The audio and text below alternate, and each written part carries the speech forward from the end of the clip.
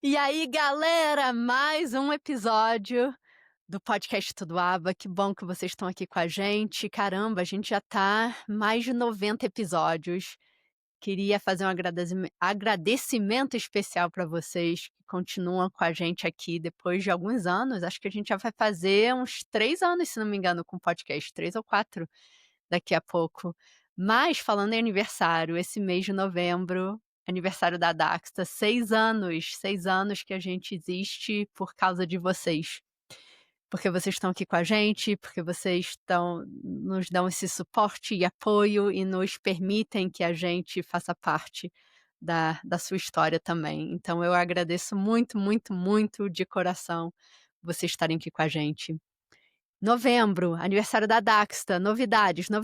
Tivemos agora no final de outubro, a gente teve uma palestra incrível da doutora Paula Braga Canyon. Se você perdeu, ela está gravada e agora está disponível em courses.daxta.com, se você tiver interesse. Foi incrível, foi uma palestra sobre manejo de comportamentos graves. Então ela fez uma revisão global sobre o processo de avaliação, ela fez uma revisão global e sobre como que a gente pensa em fazer essa avaliação e pegar esse resultado para informar as intervenções. Então ela falou sobre intervenções baseadas em cada função de comportamento. Foi uma revisão geral, né, foi 1h30 de palestra, então se vocês tiverem interesse, não percam, foi muito, muito legal. Que mais que está acontecendo? Que mais que está acontecendo? Final do ano, vocês devem estar se preparando para as férias, mas se vocês estiverem buscando consultoria, supervisão, fala com a gente está com disponibilidade.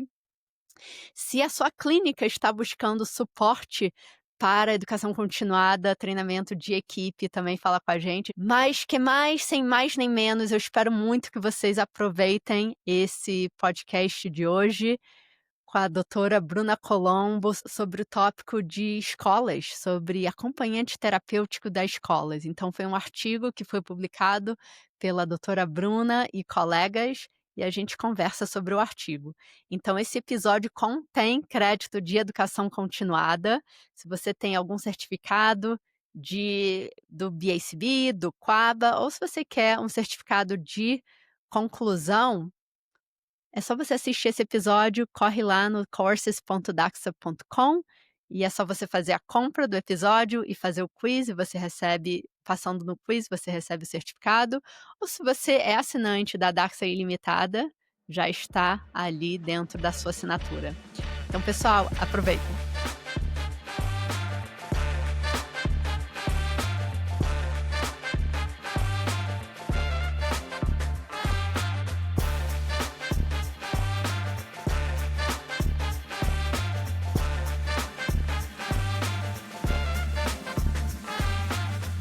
E aí, galera, bem-vindos a mais um episódio do podcast Tudo Aba da Daxta, onde discutimos artigos científicos e tópicos relacionados à prática da análise do comportamento aplicada.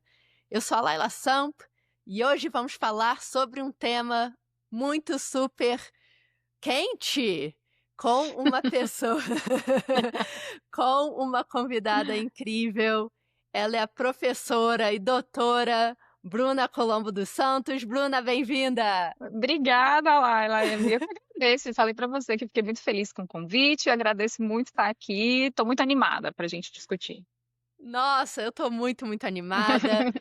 A doutora Bruna, ela é psicóloga pela Universidade Estadual de Londrina, mestre em psicologia experimental em análise do comportamento pela PUC de São Paulo, doutora em teoria e pesquisa do comportamento pela Universidade Federal do Pará, com período sanduíche na Harvard University. Foi Tem que até chique. falar assim, né? Harvard University, Você- muito chique.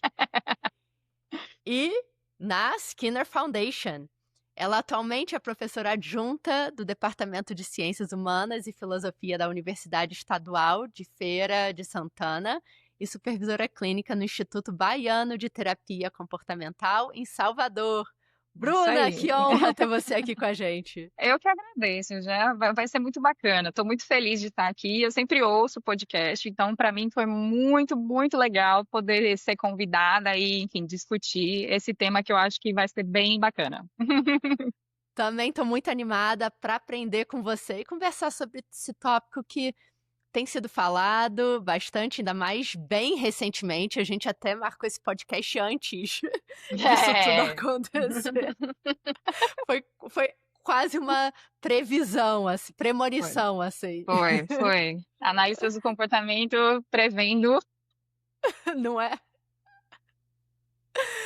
Então, Bruna, recentemente você, o Luiz Humbert Ícaro da Silva Falcão de Isso. Souza, Ruth Barbosa e Luciano Lacerda publicaram um artigo que vamos fazer a apresentação dele rapidinho, aí a gente Bora. começa a entrar nesse tópico? Legal. Vamos lá. Então foi publicado na revista científica Comportamento em Foco, Uhum. né, sobre Isso. algumas diretrizes para atuação do acompanhante terapêutico escolar a pessoas com TEA, uma perspectiva analítico-comportamental. E aí, fiquei sabendo desse artigo e falei, Bruna, vamos gravar? E você falou, vamos. Aí estamos aqui. Vamos. É. É Esse é o isso aí. histórico por trás. Esse é o histórico por trás do convite, né? Foi muito bacana. E a gente marcou para hoje. Então, pessoal, normalmente acho que muita gente escuta de manhã, indo para o trabalho. Aqui estamos de manhã, em pleno sábado, inclusive. Uhum. E falamos aqui sobre, acho que é legal, né? A gente falou, tem muita coisa acontecendo. Ó, 25 de outubro de 2025, só para dar contexto, pessoal, que às vezes está escutando, não sei, daqui a alguns meses, alguma coisa assim. Isso. Então, a gente falando sobre o papel do acompanhante terapêutico na escola, tem alguns temas que acho que antes da gente entrar nesse tópico é importante de ser abordado, né? Vamos lá, então. Vou te dar só uma contextualização de como que a gente escreveu esse texto, né? Esse texto, que eu acho que é importante para a gente entrar nisso. Esse texto, quando a gente pensou nele, ele é um texto que, na verdade, ele foi escrito a muitas mãos, né?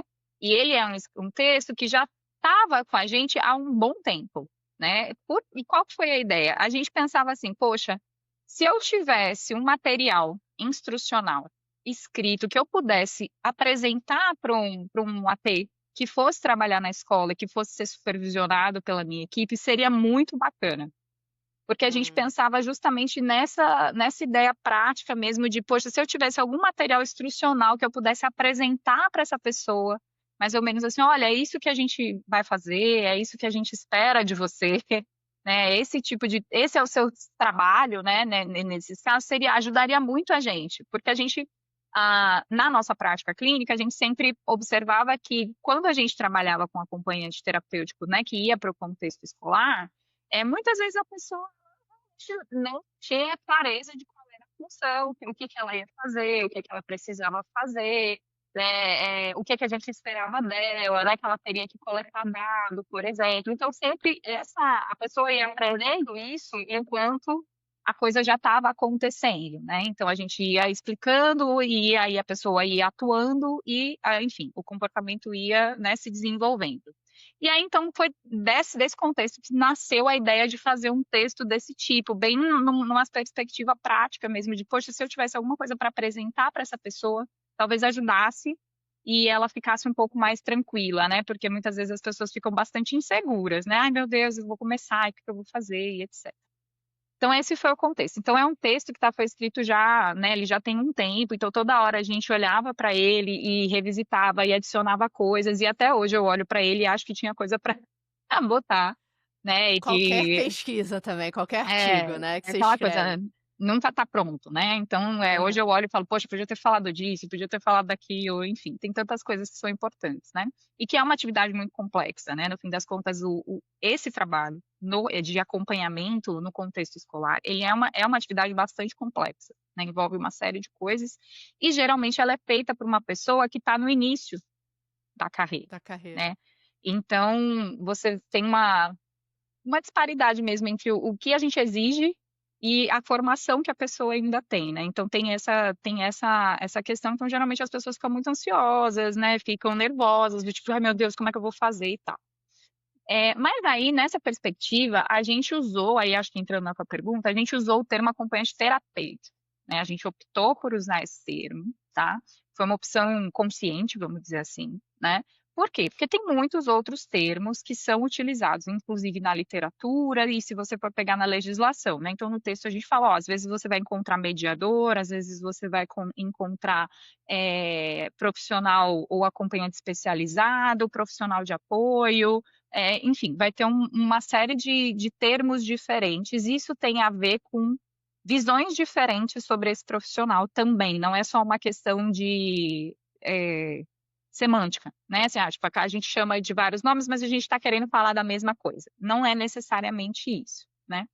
Então a gente optou por falar em acompanhante terapêutico, porque a gente está falando exatamente deste profissional que, es estando em contexto escolar, e atuando em contexto escolar, ele tem uma vinculação com uma equipe terapêutica, no sentido de ser supervisionado por essa equipe, tá. Fora da escola. Fora da escola, tá, a gente falou porque a gente observa que essa realidade é muito comum aqui no Brasil. Então você tem um profissional que ele está dentro da escola, ele pode ser inclusive um profissional que é contratado pela escola, né, mas é muito comum que a escola abra a porta e fala: "Olha, a gente tem esse profissional, mas a gente gostaria que vocês dessem suporte para ele lidar com algumas questões relacionadas a essa pessoa que ele vai trabalhar". Então, o profissional acaba sendo vinculado, de alguma forma, à equipe terapêutica. Ele não tem uma vinculação formal de trabalho, porque a vinculação dele é com a escola, mas ele tem uma vinculação de função, no sentido de que a gente acaba dando um suporte de supervisão para essa pessoa, né. Então por isso que a gente dizendo assim, se ele está vinculado a uma equipe terapêutica que segue alguns objetivos terapêuticos, a gente acha que faz sentido chamar ele de acompanhante terapêutico, tá. Então Entendi. né, então a gente poderia pensar: "Ah, mas por que vocês escolheram esse nome e não outros nomes que inclusive estão está na legislação, né?". Foi por conta disso, que a gente está falando daquele caso do profissional que está na escola, mas que está vinculado à equipe terapêutica não por contrato, mas por uma questão de função. Ele muitas vezes foi contratado pela escola ou em alguns casos, às vezes, foi contratado pela família, né, então toda a vinculação dele de trabalho é com ou a família ou com a escola, mas a gente acaba fornecendo esse suporte, né, então a Uhum. gente acaba fazendo a supervisão e etcétera.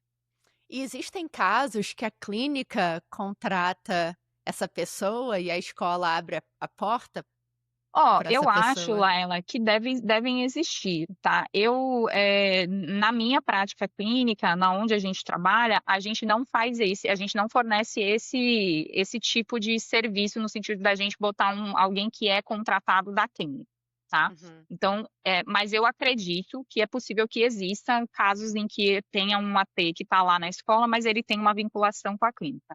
Eu acho que Uhum. todos os cenários são possíveis de acontecer Sim.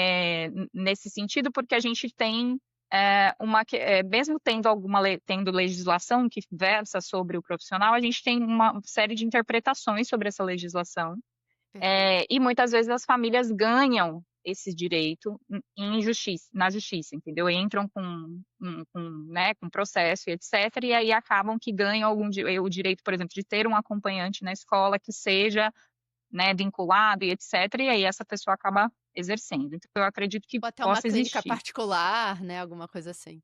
Eu acredito que A possa gente existir essa é, configuração, né. Na minha prática, no meu serviço, eu nunca fiz essa é, configuração, mas eu não mas eu acredito que é uma questão de viés meu, entendeu? é. Aqui nos Estados Unidos, na minha prática, a gente fazia isso. Ou às vezes a gente era contratado pela própria escola, então a gente Uhum. tinha um contrato para dar suporte para os alunos da escola. Ou a gente tinha né, a gente trabalhava com um cliente que a escola abria a porta pra gente, a gente podia dar suporte para ele, então Sim, existia esses, existe uma né, série de configurações possibilidades. diferentes e a gente tá Uhum. falando nisso daquela pessoa, então É. a gente tá falando daquele profissional que a gente tá chamando de acompanhante terapêutico, que é aquela pessoa que tá no contexto escolar, mas que tá recebendo ou supervisão, ou algum tipo de suporte Isso. para o pessoal clínico que não necessariamente é contratado pela escola. Isso, por uma equipe terapêutica que está trabalhando com o caso, por exemplo, no contraturno, né, então a Uhum, criança ela frequenta a escola ali num turno e aí ela vai para um serviço de análise, e a gente está falando especificamente dentro de aba, né? Então, Uhum. isso é importante, delimitar este outro viés também é importante. A gente está falando Sim. dentro de uma equipe terapêutica que trabalha com aba, né? Com análise aplicada do comportamento. Então, por exemplo, essa equipe pode fornecer tratamento para essa pessoa, né, no contraturno e no outro turno ela está na escola com Sim. este acompanhante que aí recebe supervisão desta equipe também, né? Isso não significa dizer que ele só recebe supervisão desta equipe ou que ele só responde a essa equipe. Muito pelo contrário, ele pode receber supervisão dessa equipe, mas ele também, e é muito comum que isso seja em conjunto com alguma equipe da escola. Então, por exemplo, eu já fiz muita supervisão com a AT, nessa configuração em que sempre estava presente alguma pessoa da escola, não só o AT, entendeu? Então, geralmente estava presente ou a professora, ou a coordenadora, né, da escola. Então, por quê? Porque é importante que a escola ela esteja ciente do que tá, né, do que a gente está discutindo e ela também possa dizer, vamos dizer assim, dar ideias para a gente do como a gente pode trabalhar e dizer também dos limites ali dentro do contexto que eles que conhecem, É né? uma colaboração. É uma colaboração. Então, geralmente, é muito comum que você tenha alguém da escola ou presente na supervisão, ou se não estiver presente diretamente, que a gente tenha reuniões com essas pessoas também, né? Uhum. Porque não é um trabalho que fica completamente isolado, porque senão dá essa sensação de que o AT está lá e ele está com a equipe terapêutica, é como se a escola não tivesse, ele virasse né, ele virasse uma espécie de barreira. Não é isso, é um trabalho colaborativo. Então a escola ela diz o que dá para ser feito, o que pode ser feito, né? A escola entra também no planejamento ali das contingências, do que dá para fazer com aquele estudante. E é muito comum que eles estejam presentes, inclusive em boa parte das supervisões, ou se não, que a gente tenha reuniões de alinhamento para que isso aconteça. Perfeito. E aí, vale a pena a gente entrar no papel do acompanhante terapêutico? Então, assim, a gente já falou um pouco, né? Ele tá ali, tá dando suporte, ele não é o objetivo não é substituir nenhum professor e nem o Não, papel do professor, né? Ele tá não. ali dando suporte para aquele cliente. Aqui Uhum. eu costumava falar, Bruna, e foi a sensação que eu tive lendo o artigo de vocês. Eu costumava pensar no acompanhante terapêutico como assim, como se fosse tipo uma sombra do aluno, né. Sim, Então ele tá sim. ali para ajudar no que precisa, e o Isso, objetivo é o quanto menos precisa possível. isso. Quanto menos ele tiver, melhor, né, no sentido de Melhor. que ele deixar mais, esse estudante ter mais autonomia, né, isso mesmo, né. Exatamente. E às Obviamente vezes ele tá ali ligado o tempo todo, isso, mas ele isso. entra quando existe a necessidade de estar Isso. ali, né. E isso é importante, por quê? Porque, assim, eu já vi 2 extremos de atuação de acompanhante terapêutico, assim, na escola, principalmente. Então, ou você tem aquele acompanhante que ele é extremamente passivo, no sentido de que ele é quase que um observador, ele observa, e aí ele fica quase que como um espectador, e ele entra só quando você tem alguma questão, geralmente algum problema acontecendo. Também não é isso, a gente quer que você promova algumas contingências, então você precisa ser mais ativo às vezes, né. E aí a gente tem um outro extremo, que é aquele até que adota uma postura quase que de cuidador, né, ou de cuidadora, né. Eu acho que é importante sinalizar aqui que tem até uma pesquisa que eu achei que é uma pesquisa bastante simples que entrevistou algumas pessoas que trabalhavam, né, com isso, e a maioria são mulheres, né, aqui no Brasil. A amostra é pequena, mas assim, provavelmente é representativa, né. Então, geralmente, você tem uma postura aí dessa AT que, às vezes, que é esse extremo que eu estou falando, que é mais cuidadora, então ela faz tudo pela criança. Também isso a gente não quer. Então é aquela pessoa que ela vai e realiza boa parte das habilidades. Então é ela que pergunta, ela que fala com a professora, ela que entrega. Então também não é isso que a gente quer, né? A gente fala, ó, você só vai dar suporte para a criança naquela habilidade que ela está com dificuldade, né? Se ela tem autonomia para fazer, é ela que vai fazer diretamente com os outros agentes escolares. Mas é muito comum você variar entre esses dois extremos, ou a pessoa que é extremamente passiva Uhum. e É observadora, que só verdade. fica ali e também não promove contingência, que a gente gostaria que promovesse, ou a que entra demais. E Perfeito. É né, verdade. é uma linha tênue. Muito. E eu acho que isso traz à luz da importância do treinamento, né, Uhum. dessa pessoa. Porque eu acho que acontece muitas vezes, e é o feedback que eu já recebi no passado inclusive, que é assim, mas né, a pessoa quer se sentir útil, Uhum. útil, E nossa, útil, útil. útil. Útil, obrigada. Útil. Útil, né, então se eu tô ali sem fazer muita coisa, será que eu não tô fazendo o meu trabalho? E o nosso trabalho é esse, né, é É, dar o suporte quando há necessidade, com o objetivo desse aluno não de precisar, se dessa criança não remover. É, precisar de suporte no futuro, né, então a gente tá exatamente. ali, e a gente não tá, e de novo, a gente tá seguindo o que a professora tá Isso. planejando ali, É, isso, a gente né. tá dentro, isso é uma coisa importante, né, acho que a gente pode falar melhor disso depois, mas a gente tá dentro de uma rotina escolar, né, então dentro dessa rotina escolar a gente vai ter que, de alguma maneira, ah, exercer a nossa função, respeitando essa rotina. Obviamente que, se for necessário, a gente vai falar em flexibilização dessa rotina para esse estudante, né, porque é isso que faz um ambiente inclusivo, né, porque senão você vira só uma integração, né. Você bota a criança lá e a coisa acontece do mesmo jeito. Então, frequentemente a gente vai discutir: "Olha, precisa de uma flexibilização nesse momento aqui, talvez essa atividade possa rodar diferente, com a turma toda inclusive, não só com ele ou com ela, né, Sim. para que ele possa inclusive participar, para que possa ser, né, de fato incluído nessa atividade. Mas a gente tem que lembrar que a gente está dentro de um contexto que é a escola, e a gente vai seguir de alguma maneira a rotina escolar. Perfeito, perfeito. Então, assim, vocês trazem no artigo que tem nomes diferentes, Tem, né, tem.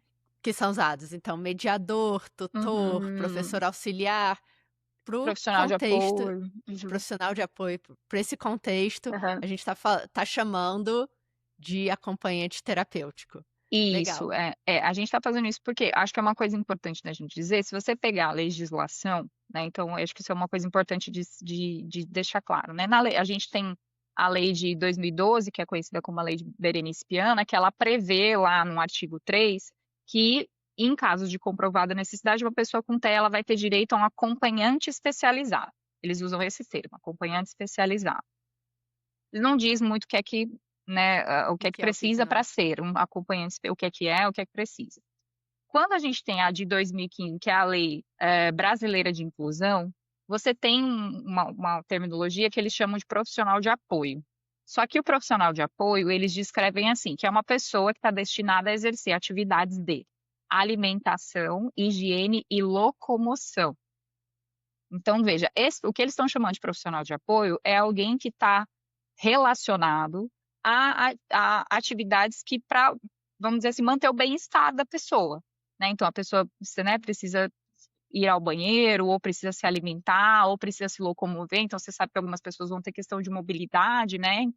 E aí este profissional de apoio está, vamos dizer assim, seria essa pessoa, né. E aí, por aí você já pensa assim: "Bom, então um profissional de apoio não é a mesma coisa que um acompanhante especializado". Por quê? Porque o acompanhante especializado, eu entendo que ele vai atuar em outras frentes, outras demandas, né. Então, se a gente for pensar numa pessoa com TEA, você entende que talvez ele vá atuar em, demandas de interação social, de comunicação, se tiver algum desafio, né, algum comportamento Redução de desafiador, né. comportamento. Exato, né. Então esse acompanhante especializado, ele vai atuar junto a isso e também muitas vezes atuar junto às atividades escolares mesmo, né, pensando em demandas acadêmicas, né, obviamente dentro ali do planejamento do professor e etcétera, né. Mas no parecer 50 que eles, né, que foi de 2024, eles fazem essa diferença entre o profissional de apoio e o acompanhante especializado, né. Eles falam assim: "Ó, tem um profissional de apoio que é esta pessoa que esse aí também é a minha interpretação da lei, tá, Laila? Tipo, eu lendo e eu interpretando, então pode ser que outras pessoas tenham uma interpretação da lei diferente, mas a minha interpretação é: bom, o profissional de apoio é uma pessoa que garante o bem-estar, né, que tá ali para fazer essas demandas específicas de locomoção, alimentação e higiene. Um acompanhante especializado já me prevê uma pessoa que precisa ter mais repertório para lidar com outras demandas que vão aparecer no contexto escolar e, de fato, garantir que a gente tenha uma contingência ou contingências de ensino que sejam efetivas para aquele indivíduo se desenvolver e aprender, né. Então eles falam um pouco dessa diferença, né, tipo, desses profissionais. Mas, de toda maneira, não tem descrito nesses documentos o que faz essa, né, o que faz assim, o que quais são as atribuições exatamente e qual é a formação, etc. E aí o que eu estava falando para você antes da gente começar é o decreto que saiu essa semana, que é o decreto de 20 de outubro de 2025, que é um decreto que estabelece a política de educação inclusiva no Brasil. Ele faz uma junção. Então, ele chama de profissional de apoio, ele fala do profissional de apoio escolar, e aí ele fala uma série de coisas sobre esse profissional, e aí ele vai dizer assim, ó, ele atua na locomoção, na higiene, na alimentação, e aí ele bota assim, ó, na interação social e na comunicação, a partir do reconhecimento das diferentes formas de expressão dos estudantes e pluralidades dos meios de comunicação. Ele fala, ele também atua na utilização de eventuais tecnologias, ele atua como em atividades escolares. Então, esse decreto, Então no ele meu vai entender, além. ele junta, entendeu? O acompanhante especializado vira tudo profissional de apoio. Essa é a minha interpretação da lei, tá? Da legislação. Não é lei, né? É um decreto. Enfim, tipo, tem essa diferença. Lei e decreto. Decreto está sempre abaixo de lei. Isso eu lembro. Mas, assim, só para dizer também que é um viés meu, né? E aí eles descrevem que eu acho que é uma coisa que é isso, né, que o pessoal também está discutindo, que esse profissional ele tem que ter uma formação inicial de no mínimo um ensino médio e um curso, uma formação profissional específica, um curso com carga horária mínima de 80 horas. Mas eles não descrevem o que tem esse curso, o que vai ter, quais são as coisas que vão ser abordadas, quem vai dar esse curso. Então fica solto, né? Assim, fica uma coisa, tá, então eu posso ter uma pessoa de ensino médio que tenha esse curso aí, que eu não sei qual vai ser, tá? Então, quando a gente escreveu o texto, não tinha saído esse decreto ainda, mas a gente escreveu o texto pensando assim, ó, por isso, de novo, por isso que é porque é acompanhante terapêutico. A gente pensou na pessoa que está no contexto escolar, mas que ela está vinculada a uma equipe terapêutica. Né? Porque aqui na legislação eles não vão descrever dessa maneira, eles vão dizer que essa pessoa é um profissional da escola Uhum. e eles não vão descrever nenhum tipo de vinculação específica dessa pessoa com uma equipe terapêutica. Tá? Eles vão dizer, essa pessoa é da escola, e na escola a gente vai fazer o estudo de caso, e a gente vai olhar para essa pessoa com deficiência, né? Porque a lei é geral, né? Não é só para pessoa com TEA, né? Para qualquer pessoa com deficiência, a escola é que vai dizer o que é que ela precisa. Uhum, uhum. A gente estava falando aqui nos bastidores, né, Bruna? Isso me lembra um pouco, pelo menos a forma que funciona aqui nos Estados Unidos, é que existem o que a gente chama de behavior specialists, os Uhum. especialistas comportamentais, não sei, acho que a gente pode traduzir assim. Mas as Assim. escolas, né, existem distritos escolares, né? Então são Uhum. várias escolas dentro do mesmo distrito, e os distritos escolares contratam analistas do comportamento que fazem esse suporte para os especialistas. Então não sei se esse Entendi. de repente vai ser, não sei se de repente eventualmente É, pode ser um futuro para o Brasil, né, que não sei. tenha. Mas é isso, a gente não sabemos, Não nunca se sabemos. sabe, É nunca que eu se acho que sabe. você tem uma questão aqui no Brasil, principalmente assim, com análise do comportamento, então você tem uma questão de. ah, não é, acho que uma compreensão é a palavra, mas assim, você tem bastante preconceito ainda com a análise do comportamento no Brasil, principalmente no campo da educação, né? Porque você fica. A análise do comportamento mais ou menos é vista como, é o Watson. Então, geralmente é bem comum eles entenderem como condicionamento respondente, né, como paradigma respondente. E aí, enfim, tem uma série de incompreensões. Tem alguns trabalhos aqui no Brasil de pesquisadores que já olharam para essas incompreensões, inclusive em livros de textos que vão para o pessoal da educação, entendeu? Que vão, quando vai ter a disciplina de psicologia lá, e aí acaba vendo. Então tem bastante preconceito, assim. Então, quando você fala de análise do comportamento, geralmente os educadores eles ficam um pouco nervosos, porque eles entendem um jeito bastante complicado, enfim, né? É, de análise do comportamento. E aí eu acho que tem também uma questão que a gente estava falando, que é essa coisa de saúde e educação. E então, quando esses decretos saem, eles saem, né, pelo Ministério da Educação, né? Então, você tem não quero dizer briga, mas não é briga, você tem uma coisa de, olha, cada um na sua Área. área. Então, assim, geralmente a educação ela fica muito reticente em ter qualquer coisa que remeta a um tipo de sobreposição de área de saúde, entendeu? Então, tipo, como se você Uhum, tivesse tornando a escola um tipo de clínica, sabe? Então, eles ficam bastante receosos disso acontecer. Né? Então, todos os uhum. decretos, você vai pegar a lei, o decreto, tal, você não vai ver nenhum deles vai dizer que esse profissional vai ter vinculação com a equipe terapêutica, entendeu? Eles vão dizer assim, ó, a Entendi. escola, se precisar, vai entrar em contato com a equipe terapêutica. Mas não é nem para Uhum, falar com esse profissional, é para dizer assim, ó, quando a gente for fazer o estudo de caso, se a gente precisar de informação, sabe? É uma coisa bem separadinha. Mas, entendi. como eu disse, na prática as coisas não são tão separadinhas. Uhum, uhum.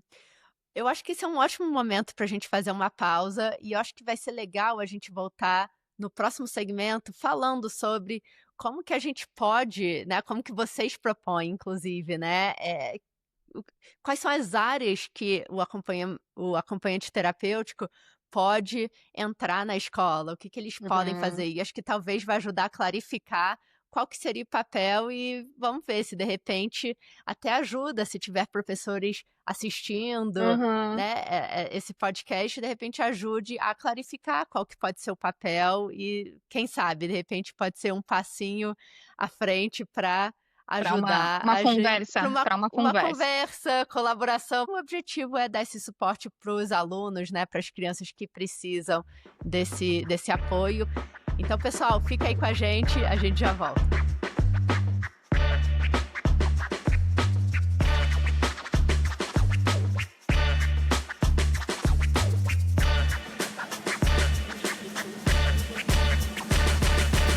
E aí, galera, voltamos nesse segundo segmento do podcast Tudo Ava com a querida doutora Bruna Colombo. Bruna, Estamos de muito legal volta. ter você aqui. Estamos de volta.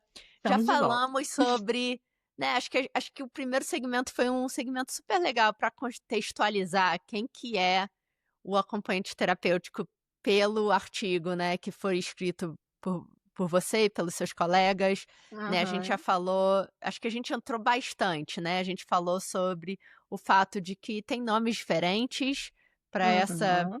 para essa profissão, né, mas a gente está chamando de acompanhante terapêutica. A gente falou sobre essa pessoa possivelmente ter esse suporte, né, possivelmente não, quem é essa pessoa do artigo especificamente, essa pessoa que está recebendo um suporte clínico, Isso. né, é não, o objetivo não é substituir o papel do professor, é estar ali na sala ou na sala, na escola, enfim, né, com aquele aluno para dar suporte conforme necessário.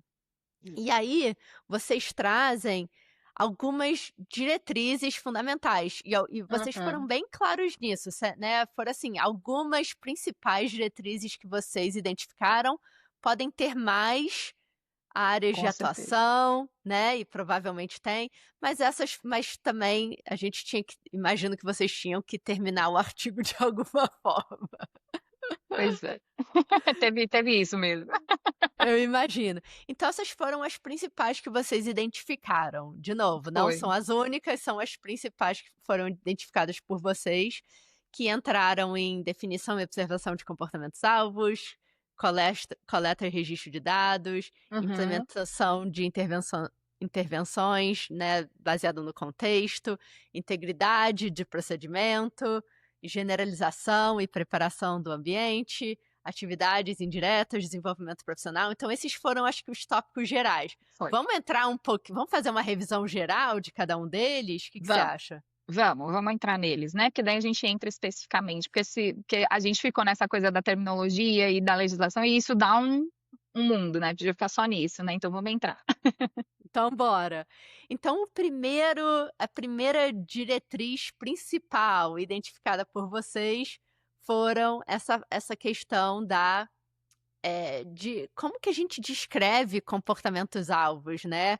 A Uhum, parte da descrição, da intervenção, a importância de identificar a preferência, né? uhum. E as habilidades da criança. E aí? Vamos falar um Isso. pouquinho dessa. Vamos. Então, a primeira coisa que a gente pensou, né, nessa diretriz, que a gente ficou pensando assim, da nossa prática, o que que a gente gosta e tenta ensinar para essa pessoa né, que a primeira coisa que ela precisa saber. Então, a primeira coisa que ela precisa saber é se você precisa conhecer o seu aprendiz, né? Perfeito. É básico, né? Então, mas como é que eu conheço esse aprendiz, né? Então, assim, você vai conhecer esse aprendiz lidando com ele, né? Estando junto com ele, né? Ou com ela. Mas, obviamente, que tem algumas coisas que vêm antes que podem te ajudar, né? Então, a gente diz assim, ó. Então, por exemplo, é muito importante que o AT ele tenha um conhecimento, que ele tenha visto, lido, sido apresentado, e aí isso não é função dele, isso é função da equipe terapêutica, isso é função da escola, ao plano de ensino individualizado, que é o PEI. Né? Eu estou chamando de plano de ensino individualizado, alguns documentos chamam de plano de educacional individualizado, tá? Na legislação mais recente, enfim, isso está condicionado a um outro documento lá. Mas, basicamente, o PEI ele é um documento que ele é colaborativo, né? Ele foi produzido em colaboração com família, escola e equipe terapêutica. E lá a gente descreve algumas metas ou objetivos comportamentais, ou seja, o que a gente gostaria que esse estudante, vamos dizer assim, atingisse até, sei lá, o final do ano letivo, até o final do semestre, né? Depende da periodicidade, a gente vai variar, né? O que a gente vai querer. E lá também a gente vai estar, vamos dizer assim, vai estar descrito algumas áreas de competências né, e habilidades. Então, assim, em que áreas a gente quer esses objetivos? Então, comunicação, interação social, áreas acadêmicas, habilidades de vida diária, né, vamos dizer assim, outras habilidades de lazer, habilidades sociais. Então, vai estar descrito lá o que a gente gostaria, porque a escola tem muito contexto para essas coisas ocorrerem, para além de habilidades acadêmicas, né, do contexto de ensino mais formal. E a gente vai estar lá algumas coisas assim, ó, algumas dificuldades ou barreiras que esse estudante pode apresentar, que seriam os comportamentos desafiadores, né? Então, será que ele tem alguns desses comportamentos que podem dificultar? Então, quais são eles? O que a gente pensa para esses comportamentos nesse contexto, né? E também, assim, que flexibilizações curriculares ele vai precisar, que adaptação de material vai precisar, e quais são ali, vamos dizer assim, os pontos fortes, que eu acho que é onde a gente também tem que se bater mais, né? O que é que essa criança, o que esse estudante faz, que é o ponto forte dele. Porque a gente talvez comece por aí, a gente pegue isso e fala assim, bom, então se ele é muito bom de fazer isso, como que essa habilidade aqui pode ajudar em outra? Que ele tem mais dificuldade, entendeu? Perfeito. Então, isso é uma coisa importante, porque geralmente a gente fica muito batendo, e essa não é a lógica da análise do comportamento, né? Batendo naquilo que ele não faz ou naquilo que é problema. Mas a gente tem que lembrar que a gente trabalha com o que a pessoa faz. Então, a gente também tem que ficar batendo muito em cima daquilo que é potencialidade, daquilo que é habilidade que ele já tem bastante construída, que vai ajudar a gente, né? E aí, a gente tem também quais são os interesses desse estudante. O que ele gosta, né? Dentro do contexto escolar. Porque, por exemplo, um estudante ele pode ter um interesse que não dá para usar na escola. Ah, amo piscina, mas não tem piscina na escola. Então a gente tem que pensar em outras coisas. Mas que outros interesses ele tem que sejam possíveis, né? Às vezes gosta muito de eletrônico, mas não pode na escola usar, né? Então vamos ter que pensar outra coisa. Ou não, nós vamos flexibilizar para esse estudante. Ele vai poder usar em um contexto X, enfim, vai ter que ter tudo isso pensado. Então, a primeira coisa, o AT precisa conhecer esse documento. Ele não pode ser só assim, um dia vi esse documento, Sim, me falaram porque você dele. está ali trabalhando, né, para esses objetivos, Exato, né. tem que ser uma coisa que está presente, assim, no contexto. Então, não adianta você falar assim, um dia eu fui apresentado este documento e aí nunca mais eu vi. Não tem como até saber, lembrar desse tanto de informação. Ele tem que ter. E aí é função da equipe terapêutica, né, que está supervisionando constantemente, relembrar. Né? Ó, lembra que a gente tem essa meta, lembra que nós temos essa ideia com ele, etc. Né? Então, o documento também, ele ajuda a gente a olhar se a gente está conseguindo ou não. Né? Então, ele é um norte para a gente. Óbvio que ele pode sofrer atualizações, é um documento vivo, né, que a gente fala, ele não é um documento fez, acabou, então é isso. Não, ele sofre atualizações, a gente muda se necessário, né? Então, porque você pode ter pensado num objetivo que foi muito além ou muito aquém. Então, sei lá, a criança fez rapidinho, então vamos pensar em outra coisa. Mas a primeira coisa é o AT conhecer isso aí, né? Então, ele tem que saber um pouco, assim, eu digo, ó, você precisa saber falar meio que na ponta da língua o que é que o estudante precisa, tá? Então, se você pergunta para o AT assim, do que o estudante gosta? E ele fica, então ele não está, ele já está falhando nesse quesito, né? Que é saber quais são os interesses do estudante. As preferências. Que aí ele pode fazer por observação, pode Pode perguntar para os a gente pais, pode, pode perguntar para os se professores, pode necessário, a gente pode pensar em uma conduzir uma avaliação avaliação mais de estruturada, de preferência. preferência. Aí vai Perfeito, depender do caso, né? Então, assim, perfeito. como tem uma equipe terapêutica às vezes por trás, a gente meio que já conduziu isso, já sabe, ó, é mais ou menos isso. O desafio que às vezes a gente tem é, ó, na escola, isso aqui não pode usar. Ou na escola não dá para usar esse reforçador, esse item de preferência desse jeito. Então, talvez essas adaptações. Mas, assim, ou se a gente não sabe, então dá para perguntar para pai, para professor, dá para observar, se necessário a gente conduz uma avaliação mais específica, tá? Então, acho que é a Entendi, primeira coisa. entendi.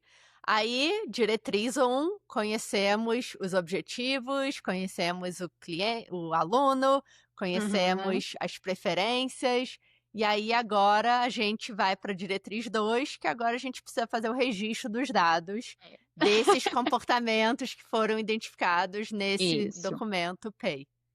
Então o que a gente vai ter que ensinar o AT? Como faz registro. E aí tem diferentes formas de fazer registro, a depender do objetivo que você quer. Então, a gente descreve lá no artigo, né? Tem registro, né, que a gente faz por mensuração de duração, latência, intervalo de resposta, os registros de intervalo, registro de evento, tem um bocado de registro. Intervalo entre respostas, legal. Muitas E por coisas. que é importante, Bruna? Por que isso é importante? Então, porque eu sempre digo assim, ó, o registro, né? O registro não, né? Mas o dado que esse registro vai fornecer, ele é o meu, esse dado, eles são os meus olhos. Por quê? Porque a equipe terapêutica não está lá todos os dias, né? Você pode, obviamente, a equipe se programa para estar, para fazer visitas frequentes, para observar. A gente vai falar disso porque até para você poder ver se o AT está fazendo certo tipo, com integridade, você precisa estar lá, né? Mas você não vai estar todo dia lá. Então, o registro, ele vai te gerar um dado ali, né, um conjunto numérico, muitas vezes, que ele vai te permitir olhar para aquela realidade. Olhar para aquilo que está acontecendo. Então, por isso que ele é importante. Por quê? Fala assim, com o registro, eu olho e vejo como é que essa habilidade está falando. Eu consigo ter essa noção. Obviamente, eu vou conseguir ter essa noção, vamos dizer assim, se eu tiver um registro que está bem feito, porque senão eu também vou ter um registro que vai me levar para outra direção. Porque Perfeito. eu vou olhar e vou falar, não, está caminhando assim, mas na verdade eu estou sendo, né, eu estou tendo ali um engano porque o registro não está bem feito, né? Mas, assim, do ponto de vista, vamos dizer assim, até do ponto de vista de comportamento verbal, eu sempre falo, ó, o registro, ele é um comportamento verbal, ele tem muitas funções, mas uma função mais crucial dele é o tato, ele é um tato. Você está tateando um evento que está acontecendo para mim. Então, nesse sentido, ele tem aquela função crucial do comportamento do tato, que é ampliar o mundo do meu mundo de ouvinte que não está lá na situação. Então, você está me dizendo, ó, aconteceram tantos pedidos aqui. Eu estou dizendo, e aí eu estou vendo isso ao longo do tempo. Então, eu estou vendo, não, ele está fazendo cada vez mais pedidos estruturados, cada vez mais pedido nessa frase aqui. Então, eu falo, então, estamos caminhando. Mas para É, que isso ocorra, eu preciso de um registro que está bem feito, né? perfeito. Minimamente bem feito. E é super importante, né, porque além de ser os seus olhos, acho que também é uma forma de comunicação com os pais, de comunicação com a escola, né. Como que a gente Isso. sabe se esses objetivos foram alcançados? E eu acho que é Uhum. muito muito importante que você falou, né, dessa parte do, poxa, tem que ser bem feito. E eu acho que um dos primeiros passos quando eu penso nisso, quando você fala, né, tem que ser bem feito, como que o que que a gente quer registrar e se essa, né, forma, se esse sistema de medição, enfim, que a gente determinou, vai registrar o que a gente quer que O que a registre. gente Porque quer. às vezes, eu acho que às vezes é muito fácil falar: "Não, vamos à frequência", a gente está usando frequência para tudo. Mas de repente o que a gente quer saber é quanto tempo que a criança Durou. x, y, z. Então a Uhum. frequência não vai dar essa resposta pra gente. Então, Não. assim, acho que é sempre legal essa pergunta, né, tipo, determinamos como que a gente vai fazer o registro e agora a gente pergunta: "Então tá, eu vou ter os dados que eu preciso ter para responder se esse objetivo é alcançado?". Isso. Eu acho que é uma forma super eu adoro esse E tópico. uma coisa importante é um tópico, né, que a gente gosta, né, de formas de registro, que registros caem melhor para determinados tipos de comportamentos e topografias diferentes, né, Total. tem tudo isso. E uma coisa que eu acho importante é quando a gente apresenta registro para o AT, principalmente se for uma pessoa que nunca, né, nunca foi, está começando, né, geralmente é uma coisa que gera muita ansiedade. Por quê? Porque o registro, ele vai tomar um tempo dessa pessoa, né, ela vai ter que parar ali para registrar. Em algum momento, ou ela vai estar olhando e registrando, e aí o que a gente geralmente observa é que o AT fala: "Mas, Bruna, eu não consigo registrar e intervir ao mesmo tempo. Eu preciso de um jeito de registrar que eu consiga fazer as 2 coisas". E aí também a gente precisa pensar nisso, na Treinamento, né. otimização do registro e no treinamento, porque eu falo, não adianta nada você botar para o seu AT registrar e Perfeito, ele não conseguir, porque ele está fazendo perfeito, outra coisa, né. E outra, gente, a gente só bota para registrar aquilo que de fato a gente vai olhar, tá. Porque eu já vi, perfeito, assim, gente botando folhas e folhas de registro para o coitado do AT, para coitada da AT, né, que é importante, perfeito, geralmente é uma mulher que está lá, e aí você não, a perfeito. supervisora não olha. Não, muito importante os 2 tópicos, né, porque totalmente, se a gente não tem os recursos, se a gente não tem o tempo, se esses dados nem são relevantes, para quê, né? Para que você vai ficar fazendo a pessoa Faz todo registrar, sentido, né. E faz aí todo você sentido. vai ter E aí é uma vantagens e desvantagens, né, é. que você precisa fazer. E aí às É vezes uma você vai ter avaliação uma AT que vai falar assim, que está desmotivada e você não entende por quê. Porque você está fazendo ela fazer um monte de coisa que ela não está vendo sentido. Para que eu vou fazer isso, entendeu? Então, perfeito, tipo, você nem olha perfeito, esse dado. Então, assim, eu falo: "Gente, não adianta ficar registrando tudo perfeito, e não fazer nada com isso, né". Porque a gente olha e fala assim: "Vamos registrar a frequência de, sei lá, de autolesivo". Legal, para quê? Nós vamos mexer com isso? Nós vamos tem uma intervenção para a gente rolar, para a gente comparar, ou você só vai ficar registrando? Porque não tem, né, perfeito, não precisa. perfeito, Precisa sim, não tem perfeito. função, tá. Então, às vezes, eu vejo e é algo que gera ansiedade, porque assim, o coitado, né, a coitada da T tá lá com a criança, com a pessoa, com a prancheta, com trocentas folhas de registro. Eu tô falando que eu fui AT, então eu sei como que é. Então, Perfeito, assim, a gente também, enquanto supervisor, a gente tem que ter noção do que a gente vai pedir para registrar e como que a gente pode tentar otimizar a forma de registro para você ter, primeiro, um registro bem feito e a que a pessoa consiga fazer, né. Então isso é muito importante, porque muitas vezes você vai ter registros que todo registro, né, ele vai ter erro, não tem como, né. Eu lembro disso quando a gente estava estudando o John Pennypacker, né, falando de pesquisa básica, ele falou assim: "Ó, quando o transdutor é humano, não tem jeito, né, tem erro, perfeito, tem erro, a gente perfeito, erra". Eu, se eu vou registrar, eu erro, às vezes eu vou mostrar o procedimento e falo: "Putz, fiz errado, né, errei aqui". A gente é normal, né, isso faz parte. Mas aí o que a gente está dizendo é assim: "Ó, mas eu não posso ter um grau de erro, uma quantidade de erro que meu registro me diga completamente outra coisa", né. Então é isso que a gente precisa e aí além do treinamento, né, de treinar, ensinar a pessoa a fazer, é importante você que ela entenda por que que ela está fazendo. Por que que isso é relevante? Por que que isso vai trazer pra gente informações importantes? Porque se ela não entender, se isso não fizer sentido para ela minimamente, ela às vezes ela não vai fazer ou vai fazer errado, porque ela: "Ah, mas sei lá porque que tá querendo isso aqui", né, tem essa perfeito, dimensão também. perfeito.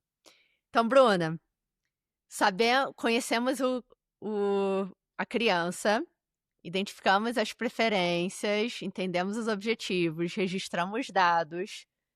Agora a gente sabe como registrar os dados, né. É, Agora a gente precisa ir para a diretriz 3, que seria implementar as intervenções de forma apropriada, baseada no contexto, né, e no isso. ambiente escolar. Então é importante, a gente está na Uhum. escola, a gente não está em outro ambiente. Você não tá na clínica, você tá na escola. Eu digo assim: "Ó, gente, a escola é sempre um ambiente a escola é um ambiente comunitário, ela faz parte da comunidade".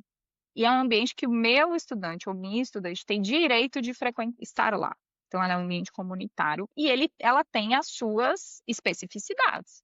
As coisas, né? As rotinas escolares, a programação escolar, tudo isso. Então, a gente tem que pensar nos nossos objetivos dentro daquela programação, dentro daquela rotina. Como eu disse, vamos dizer assim, a gente pode tentar pensar dentro disso e, em alguns contextos, sim, a gente vai conversar com a escola para tentar flexibilizar uma rotina, para tentar flexibilizar uma atividade para todo mundo, para que meu estudante seja incluído, né? Então, você vai, sei lá, a gente vai pensar um outro jeito de transitar para o intervalo, para diminuir problema de transição para essa criança, ou a gente vai pensar num outro jeito, talvez, que vai acontecer uma aula X, se o professor pode fazer essa flexibilização para a turma toda, né? Isso é o sonho, vamos dizer assim, é onde a gente gosta muito de chegar. Né? Mas, às vezes, quando não é possível, né, precisa acontecer a rotina daquela forma e tal, a gente vai tentar extrair o melhor dela, vamos dizer assim. Então, o papel do AT, ele sempre é, neste contexto naturalístico, eu sempre digo assim, ó, o papel, por isso que eu digo que é uma função muito complexa, é uma função complexa, que a gente pede para uma pessoa que está iniciando, é um negócio bem desequilibrado nesse sentido, né? Eu digo assim, ó, seu papel, ele é promover, vamos dizer assim, você precisa promover quando não existe, e você precisa aproveitar as contingências de ensino que estão sendo postas. Então, o seu papel ele é tanto promover uma contingência que às vezes não existe, quanto aproveitar uma contingência que tá ali estabelecida para o estudante. Né? Então, veja que isso é um papel complexo. Né? Quando eu falo que você vai promover uma contingência, significa que essa pessoa precisa ler a situação, ler o ambiente, olhar para ali e pensar assim, bom, como que eu vou fazer aqui para minha criança poder exercer ou executar essa habilidade? Né? Então, e às vezes, as coisas não acontecem assim com tempo para você pensar, né? A coisa acontece Uhum. ali, na Tem dinâmica, que ser na hora. é na hora. Então, Agora a oportunidade você perdeu. exatamente, agora é a oportunidade e é isso que a gente e é isso que você vai fazer. Então, assim, nesse sentido, eu digo que é uma função complexa. Então, você precisa, ali, a equipe terapêutica, ela precisa também, é papel dela, ajudar essa pessoa a pensar nessas coisas, né? Então, não só. Por isso que eu falo, não é só que você quer uma pessoa que siga a instrução. Você não quer só uma pessoa que siga, tipo, mas você quer uma pessoa que, em uma contingência nova, ela consiga variar para um lado interessante. Então, você precisa Perfeito. promover uma certa variabilidade. Então, a gente diz, ó, você precisa promover um certo tipo de raciocínio clínico também, né? Então, no sentido, o que eu estou chamando de raciocínio clínico? Ela conseguir parar, olhar para a situação e falar, acho que aqui dá para, essa habilidade vai ser legal. E, a- Vai dar para treinar essa habilidade, entendeu? e Porque aí você, demonstra o papel super importante da equipe isso. clínica, né, É, Bruna? No é. treinamento, no apoio, supervisão. Uhum. Exato. Porque você não tem que esperar isso do AT sozinho, da AT sozinha. Tipo, ela não, né? A menos que, porque óbvio que você vai ter pessoas e pessoas. Então, eu já trabalhei com ATs que eram muito bons, porque a pessoa estuda muito, porque a pessoa faz outras coisas. Eu já tenho E porque a pessoa experiência pra tem caramba. experiência, então é uma pessoa mais desenvolta, tem gente que é mais safa, né? Mais desenvolta, então tu consegue. E outras pessoas, mas você não pode esperar isso da pessoa, você tem que ajudá-la a olhar para essas contingências e pensar nelas e tentar, então vamos pensar nessa situação aqui, o que é que a gente pode fazer, né? Mas Perfeito. de alguma maneira, você também não pode só fazer com que ela fique uma só seguidora de regra, porque ela só vai depender da tua instrução daí. E aí as coisas na dinâmica escolar, elas acontecem rápido, diferente, e aí às vezes acontece uma coisa que sai um pouquinho, ela já não vai conseguir fazer ou tomar, né, alguma coisa porque ela não consegue pensar fora da caixinha, né, Perfeito. vamos dizer assim. Perfeito. E eu acho que bem mão em mão com esse tópico, né, da questão de aplicar as intervenções no contexto escolar, entra a importância de fazer essa aplicação da forma que ela deve ser feita, né, que seria a Isso, diretriz 4, que é implementar os procedimentos com é, integridade. com Porque integridade. agora, né, se a gente está fazendo, não sei, se a gente está Uhum, ensinando, não sei, uma habilidade, por exemplo, habilidade social, é um suporte que a gente está dando para esse aluno na uhum, sala no recreio, não sei, estou chutando. né. Sim, É, e a gente tem ali um procedimento descritinho. Se a gente não está implementando esse procedimento da forma que foi, né, pré-determinada, agora se não está dando certo, a gente não sabe se é por causa do procedimento, se é por causa de uma perfeito, outra coisa, outra perfeito, variável. perfeito. A primeira coisa que a gente fala é: "Bom, antes da gente mudar a intervenção, vamos ver se está sendo feita como a gente planejou?". Porque pode ser isso só. Às vezes é só isso, às vezes é: "Bom, você pensou assim e a pessoa está implementando de outra maneira". Então, assim, por 1000 razões, né, porque a gente não treinou direito, porque a gente não ensinou ela a intervenção direito. Como eu disse, erros acontecem, porque a pessoa não, eu já vi muito isso acontecer, sabe, a pessoa não entende a intervenção. Ela não entende a intervenção, ela e aí ela acha que pode ser feita de outro jeito. Então eu já tive questões, assim, com o AT que ele não entendia a intervenção, assim, no sentido de não é que ele não entendia de não compreendia, ele não via sentido na intervenção. E aí quando ela ia fazer, ela variava e fazia de outro jeito, porque ela achava que Que era melhor. era melhor, né. Então isso acontece, né. Então, desde, desse tipo de da pessoa não ter treinamento suficiente, até divergências realmente com o que você está propondo. E aí você tem que sentar com a pessoa e esclarecer o que está acontecendo, enfim, é uma conversa mais profunda, né, vamos dizer assim. Então, Sim. como é que a gente faz isso? Primeiro, você vai ter que, de alguma maneira, a tua equipe terapêutica, ela vai ter que fornecer algum tipo de suporte mais direto para aquele AT, né, para aquela pessoa. Então, seja indo mais frequência no contexto escolar, seja fazendo mais visitas, seja chamando esse AT para em algum outro momento, ó, a gente vai fazer uma supervisão, você vai vir aqui para observar a criança na clínica, por exemplo, entendeu? Para ver como que o terapeuta daqui faz isso aqui que eu estou te pedindo. Você não vai fazer a mesma coisa, mas só para você ver como é que ela funciona. Então a gente tem que dar esse suporte para o AT, né, para AT, e dizer assim: "Ó, a gente vai tentar te ensinar", né. E aí a gente tem lá os procedimentos que a gente sempre, né, discute na análise do comportamento, que são procedimentos de ensino, né, alguns são mais morosos, assim, levam mais tempo, né. Então, por exemplo, se você for fazer um BST, você vai até a pessoa vai ficar até um critério. Às vezes você não vai ter esse tempo, mas você pode pensar em flexibilizações, mas você tem que fornecer algum tipo de suporte. Sim, sim.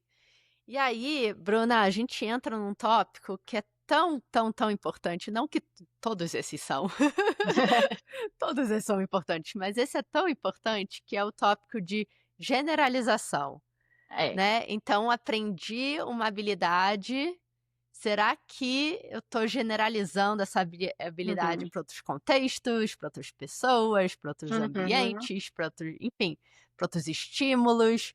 Isso. E aí é também papel mais, vamos dizer assim, o AT precisa saber preparar, né. Então é mais papel da equipe ajudar o AT a preparar, né. Então ajudar ele a pensar como que ele pode preparar, ao invés da gente ficar só fazendo aquela estratégia de generalização de Tomara, sentar e esperar, "senta e espera". tomara. É, tomara. Toma o em inglês é train and hope, né, Training hope. É, train and é. hope. Training Tipo hope. assim: Então "Putz, tomara, tomara". O interessante da escola também, né, Bruna, é que você pode pensar em generalização através de aulas diferentes, né, em atividades isso. diferentes, Atividades né, então diferentes, talvez a gente tenha isso. algumas oportunidades que às vezes até na clínica a gente não vai ter, ou em casa a gente não vai ter, então é Não interessante vai, isso. de interação social mesmo, você vai ter muito mais Muito oportunidade na mais, escola. Muito, muito muito, muito mais. mais. Né, E habilidade aí de planejamento, organização, né, muito. Isso. E aí, Bruna, a gente está falando muito dessa aplicação na escola, né? Mas também Uhum. vão ter atividades que aí entra a última diretriz do estudo, que é que vão ter algumas atividades que vão ser fora dali na É, sala de aula, de é, estar presente com isso. o aluno, né? Uhum. Que é o que a gente chamou de atividade indireta, né. Uhum. Porque a gente acha que isso é importante, isso vai ter que ser feito também, né. Então, não só você está diretamente com o estudante, mas você está, vamos dizer assim, fazendo atividades que são indiretas. Então, estudar o caso, muitas vezes o AT ele fica responsável por confeccionar algum material, né, para o caso de uma maneira supervisionada, mas fica responsável.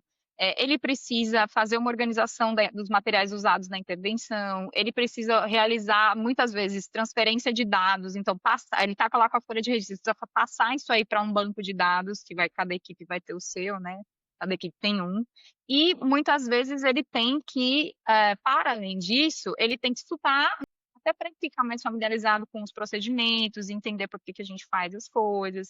Então, é uma parte importante, muitas vezes essa parte ela é algo que, se a gente precisa descrever para a AT que ela precisa fazer isso. Porque geralmente a AT faz, eu tô com, né, meu horário é com a criança, acabou, eu não tenho nenhuma atividade indireta, mas tem também, entendeu? Tem alguma atividade indireta, mas é importante que isso esteja dentro da carga horária de trabalho dela, tá? Por E quê? até talvez um treinamento, né, Bruna, que É, talvez precise ser feito fora da isso, sala de aula, né? isso. E aí, isso precisa estar dentro da carga horária da AT, tá? Porque, né, ela não é um trabalho que ela vai Extra. realizar extra, é um trabalho que faz parte da carga horária da AT. Então, quando pensa na carga horária, né, de, ó, tu vai ficar X horas, a gente tem que lembrar que uma parte disso vai ser de atividade indireta, Uhum, né? uhum. E aí eu acho que o mais importante não, né? Tem muitas coisas importantes, mas é, essa parte de estudar tanto o caso quanto estudar a análise do comportamento, muitas vezes você vai ter dificuldade para a pessoa conseguir executar isso por questões da vida, né? A pessoa está estudando, está trabalhando, está fazendo mil coisas, e aí talvez a gente também consiga, de alguma maneira, proporcionar dentro da supervisão um espaço para a pessoa poder trabalhar esses repertórios que são mais conceituais, né? Então tem um artigo que é acho que é da LeBlanc e do Nozick de 2019, que eles falam como é que você faz uma supervisão efetiva, um encontro efetivo, né? E aí eles falam que eles têm uma coisa assim, você planeja, né, o encontro, e aí você A planeja reunião, assim né? a reunião, e aí você planeja o que é que vai acontecer em cada momento, e etc. E aí eu acho que a gente pode usar disso e planejar nas nossas reuniões um tempo para discutir, por exemplo, um conceito básico. Se você vê que o seu AT não sabe, ou que está difícil para Sim. ele. Então, ó, nós vamos falar de reforçamento. Então, e aí você vai separar um tempo da supervisão para falar disso, né? O que que é, Perfeito. como é que é a definição, que aí talvez você crie uma contingência mais factível para a pessoa do que só dizer assim, estuda a aba aí. Aí a pessoa, tipo, bom, né, que hora, o que que eu vou estudar, né? Então, Perfeito, a gente também ajuda, né, fazendo isso, né, planejando isso dentro da supervisão, né? Eu acho que é perfeito, possível fazer isso. perfeito. E aí essa fecha as diretrizes. Então a Uhum, gente aprendeu sobre o aluno, sobre a criança, a gente aprendeu os objetivos do PEI, a gente aprendeu as suas preferências, a gente identificou e recebeu treinamento, né, ou foi treinado para registro de dados. A gente agora sabe implementar essas intervenções nesse uhum, contexto muitas vezes mais naturalísticos, mas às vezes você também vai ter oportunidade de fazer sim. algumas tentativas discretas, enfim, análise de tarefas, etc e tal. Depois a gente focou na generalização, Uhum. né, Isso. junto com isso a gente tem calma aí, acho que eu pulei um? Acho que não, Acho que não. acho que Ah, não. integridade, A integridade, integridade né, foi verdade. essa. A gente implementou as intervenções com integridade, né, a gente viu essa questão da generalização e a gente, né, a gente também precisa planejar essas atividades que não vão ser na presença do aluno, né, mas Isso. que também são importantes para a Então, atuação de um acompanhante terapêutico. E aí fechou essas 6 diretrizes que não são as únicas, mas são as identificadas nesse artigo como as mais importantes.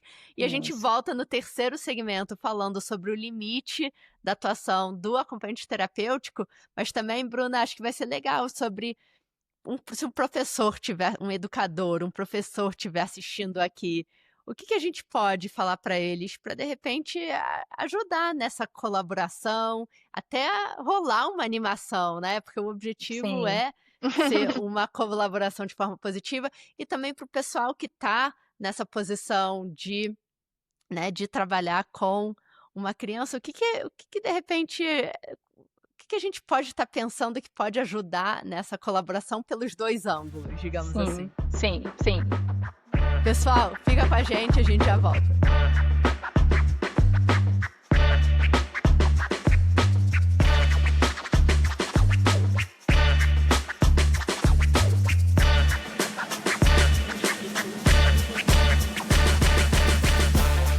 Pessoal, voltamos. A gente aqui nesse sábado, o pessoal talvez ouvindo numa quarta, quinta, sexta, mas É, estamos aqui nesse tópico que é super falado, né, Bruna? Ainda mais ultimamente, e é legal para mim, estando um pouco mais de longe, é legal ver o progresso que tem sido feito, né? Esse tópico não era tão falado há 6 anos atrás.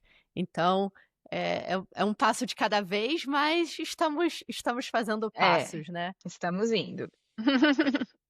Então, no final do artigo, a gente já falou sobre as diretrizes principais, e aí a gente entra sobre a limitação do acompanhante terapêutica, né? A gente já falou bastante, e aspectos éticos. A gente já falou bastante nesse episódio, eu acho que é importante refrisar, porque o, o, o acompanhante terapêutico não está, né, nessa função para, de novo, substituir o Uhum. professor. Não é esse o objetivo. Então, vamos falar só um pouquinho sobre os limites da atuação e alguns aspectos éticos que são importantes, que vocês identificaram como importantes para Vamos lá. o AT. Uhum. A gente, sempre que eu olho para esse tópico do texto, né, que é limites da atuação e aspectos éticos, eu sempre acho que ele podia ser muito, muito, muito, muito mais desenvolvido, né?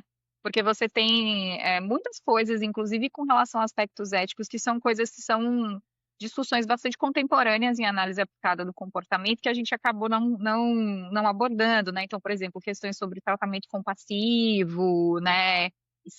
Que são importantíssimas, né? Muito. Então, eu sempre olho e falo, podia botar isso aqui, tinha que ter falado sobre isso, mas acho que outras pessoas que forem escrever, ou a gente mesmo for escrever mais sobre esse tópico, a gente pode dar mais ênfase nessas coisas, né? Mas uma coisa que é importante é que o AT, acho que você falou disso em vários momentos, Laila, ele está ali na escola para se tornar dispensável, né? Ele está ali, né? Na verdade, sim, a psicologia, né, da gente tem isso, né? A gente atua para sair, a gente atua para a pessoa não precisar mais da gente, né? Então, isso tem que nortear o trabalho do AT de maneira bastante forte, né? Porque do meu ponto de vista, eu vejo duas situações em que você torna este trabalho, esse profissional dispensável, né? Essa profissional dispensável. A primeira é, a tua criança ganhou repertório e autonomia suficiente para estar ali e responder às contingências daquele ambiente sem necessidade de suporte, né? Então você tem esse cenário. E o outro cenário é os próprios agentes educacionais, os agentes de ensino que estão outros, né, que estão inseridos na escola, eles aprenderam a promover e planejar as contingências necessárias e eles agora dão conta de fazer isso e você não precisa mais estar presente. A AT não precisa mais estar presente. Então, você tem esses dois cenários, né? Porque a gente sabe que tem algumas pessoas, algumas crianças, que elas vão ter um nível de suporte maior e elas vão precisar de uma contingência de suporte. Mas, às vezes, a equipe escolar, ela já está tão bem, né? Ela aprendeu tão bem lidar com essas demandas e a planejar as contingências que ela mesma faz isso. Então, é importante que o AT ele tenha isso na perspectiva, né? Para que ele não faça mais pela criança, para que ele não se torne né, uma pessoa ali que vai, vamos dizer assim, atrapalhar a autonomia, né? Então, isso eu acho que é uma coisa importante da gente sempre descrever, tá? E como você disse, acho que isso é uma coisa que pode ajudar a gente a dialogar com professores e professoras no sentido de que o AT não está lá para substituir ou para se tornar uma barreira entre a professora e o estudante, mas ele está lá para somar, ele está lá para ser um suporte e para auxiliar no que for necessário, né? Então, e é isso, no que for necessário, né? Então, isso é uma coisa que a gente tem que frisar, né? O AT ele está lá para aquilo que for necessário e ele vai fazer aquilo que nem mais nem menos, né? Ele não tem que fazer nem para além e também não vai fazer para quem. Então acho que isso é um limite importante de atuação. Total, total, total. Em termos éticos, Bruna, quais são alguns aspectos que vale a pena a gente Ó, conversar e pensando que o pessoal vai ler o artigo, né? eu acho que uma das coisas que mais acontecem, pelo menos assim, tô falando do meu viés, tá? Da minha experiência de vida. O que eu vejo mais acontecer de aspecto ético é desenvolvimento de relação múltipla, tá? Que é uma coisa que, né, se você pegar o código de ética, por exemplo, do BCBA, eles vão, né, vai falar sobre isso. Se você pegar o código de ética do psicólogo e da psicóloga, eles vão falar sobre isso também, né, de você não estabelecer outras relações, né? Mas é comum, acho que o equívoco mais comum que eu já vi acontecer e que a gente vê frequentemente aí precisa de uma mediação é realmente a até estabelecer relações múltiplas ou com a escola ou com a família. E Hum. aí, qual que é o problema disso? O problema disso é que aí as pessoas criam uma expectativa sobre o que você vai fazer e que depois você não vai conseguir cumprir, entendeu? Então, por exemplo, com a E escola é na muito festinha comum. de aniversário, Isso, né? É isso, desenvolver uma relação que não é só aquela relação, que é para além daquela relação profissional. de trabalho. É. Então, por exemplo, é muito comum às vezes que na equipe escolar você tenha situações em que, sei lá, a professora pode pedir para dar uma olhada em outro estudante ou para olhar a sala enquanto ela vai, sei lá, fazer alguma outra coisa. E a professora às vezes pede isso, não é porque é porque ela, bom, você está aqui, né? E aí é o papel da T explicar um pouco por que que ela não poderia fazer isso, né? E lidar um pouco com esse desconforto, né? Também já vi casos em que o professor ou a professora ou alguma outra pessoa do ambiente escolar pedem para a T dar um certo, não é um parecer, mas falar o que que ela acha de um outro estudante que também está apresentando alguns desafios, entendeu? E aí, mas você que trabalha com a T e já tem uma experiência com pessoas com criança com TEA, o que que você não acha que essa criança. E aí pergunta alguma coisa nesse sentido, entendeu? Uhum, E aí, uhum. assim, se a T responde, né, e faz essas coisas, ela vai desenvolvendo uma relação que não é a relação que ela não tá ali para fazer isso, né? Não é Sim. esse trabalho. A mesma coisa com a família, né? Então, às vezes, é muito comum a família fazer esse tipo de coisa, né? Convidar para festa, ou, por exemplo, pedir para ter transportar a criança, tipo, você pode trazer ele para casa para mim hoje porque eu não consegui pegar, então não posso, né? Não é meu, enfim, tem uma série de questões envolvidas nisso, inclusive um De risco para, segurança, né? inclusive um risco para o seu filho ou para sua filha, se acontece alguma coisa, né? Mas às vezes as pessoas vão pedir, né? E aí, eu acho que o que mais comumente acontece é isso, é a ter, estabelecer algum tipo de relação múltipla que em algum momento vai gerar um problema, porque ela vai não conseguir cumprir algum outro pedido, porque em geral o que acontece é que essas coisas vão escalando, né, Laila? Então hoje, né, se você vai fazendo, a pessoa tudo bem, então ela vai pedindo outras coisas. E aí chega numa coisa que você, pô, essa eu não posso, né? Que a T vira e fala assim, não, essa não dá. Mas aí a pessoa que pediu, ela não vai entender, porque até então você estava fazendo outras coisas, entende? Sim, Então ela não vai entender por que que essa então você não pode fazer, né? sim. O que eu digo eu acho que é o mais comum, e são situações difíceis porque envolvem conversas difíceis, entendeu? Muito. Muito. Muito desconfortável. É. Ainda mais numa cultura, né, que a gente tem uma cultura super social e é difícil Uhum. falar não, e você quer ajudar, você não E quer que as você. pessoas fiquem chateadas e você é difícil Exatamente. mesmo, faz todo E aí, às vezes, sentido. você tá lembrando de novo, muitas vezes essa profissional, né, ela é uma pessoa jovem que está começando e que às vezes não tem essa habilidade, esse jogo de cintura para dizer, negar um pedido, descrever por que não vai fazer e lidar de alguma maneira com esse desconforto, né? Porque é desconfortável, não é legal, ninguém gosta, né? Você quer ajudar, você quer ser proativo, você fala, poxa, caramba, estou entendendo a situação, mas não posso, né? Sim, Então é muito difícil, né? Então muitas vezes a gente, enquanto equipe terapêutica, também a gente precisa ajudar essa pessoa a e respaldar e referendar essas situações, né? Então assim, muitas vezes eu falo para a T, né? Tipo, olha, está difícil, joga para mim. Fala, olha, fale com Bruna. Por quê? Porque eu entendo que ela, nesse momento, ela não tem condições de lidar com essa situação que é mais difícil. E às Sim. vezes a gente sabe que tem questões, né? A família, por exemplo, por ser uma pessoa mais jovem ou por ser um estudante, a família vai ter uma postura às vezes diferente do que vai ter com o supervisor ou com o outro profissional, entendeu? Então, às vezes pede Uhum. mais ou é mais incisivo, né? Deixa a pessoa mais desconfortável, né?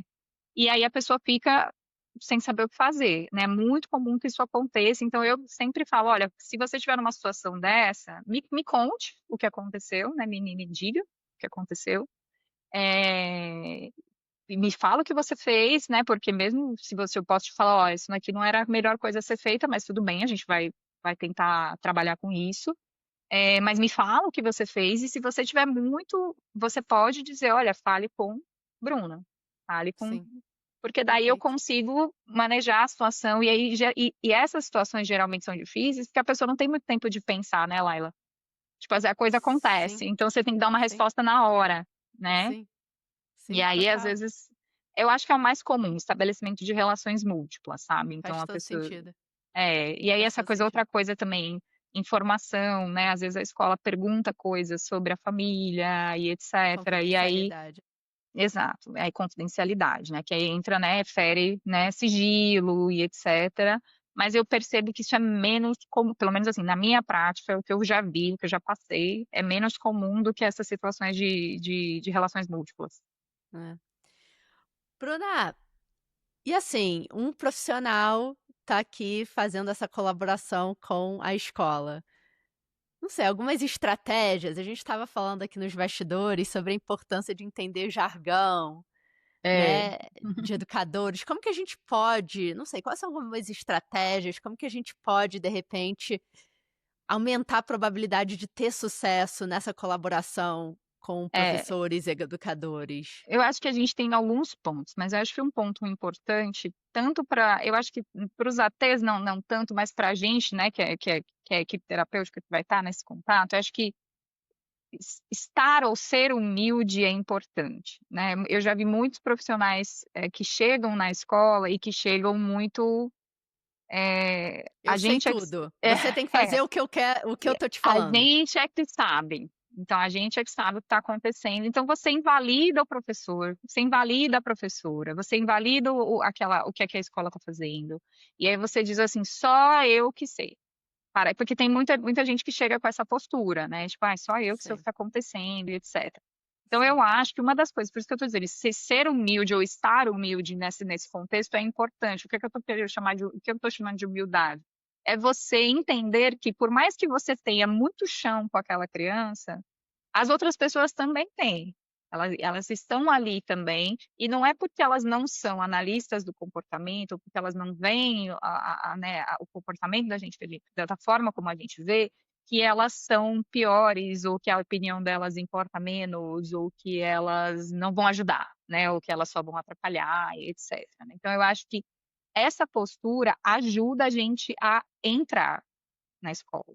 A gente a conseguir uma porta aberta de diálogo, de colaboração. Obviamente que vão ter momentos que você vai chegar em pontos de divergência, não tem jeito, filosóficas, a maneira de ver né, as pessoas, a forma como o comportamento funciona e assim vai.